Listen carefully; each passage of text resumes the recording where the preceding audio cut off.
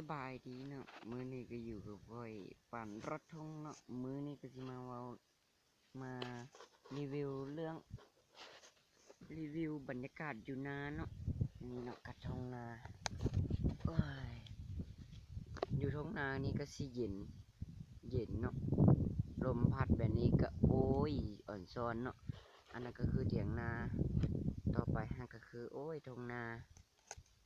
เป็นหยังมันจังสิเย็นเนาะเป็นหยังมันจังเย็นคือว่า เพราะว่ามันเป็นที่พื้นที่ที่เหมาะสมกับการเฮ็ดนามันก็ทำให้บรรยากาศนี่ก็เย็นเนาะอันนี้ก็ต้นเปื่อยเนาะต้นไม้ใหญ่นี่ก็ค่อยก็นอนอยู่เตียงเนาะเพราะว่ามันเย็นขนาดเลยโอ้ยพูดนะลมพัดเว้ยๆพูดเลยท่านผู้ชมอันนั้นคืออันเป๊ะเนาะอันที่นั่งอุ่นซาอันเสียงเนาะต่อไปทางบนโอ้ยก็คือ การเฮ็ดสวนถั่วเรียนเนาะเพิ่นเฮ็ดเนาะสวนถั่วเรียน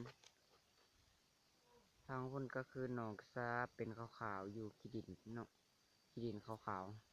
ๆอันนี้ก็คือตรงนาของก้อยเนาะประมาณประมาณประมาณเท่าไหร่วะ15เนาะบ่แม่นเนาะ49เนาะ49นี่เนาะ